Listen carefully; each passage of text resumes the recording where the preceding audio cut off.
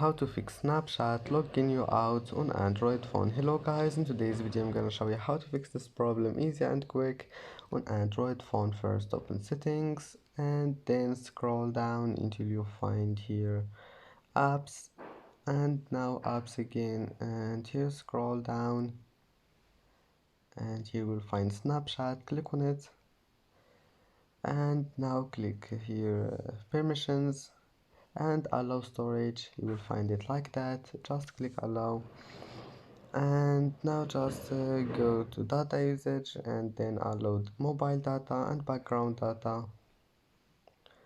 Now just go back and click force stop and then go to storage and click clear cache, and then just restart your phone and try again and your problem will be fixed. And that's it for today's video. Don't forget to like and subscribe, and see you in the next video.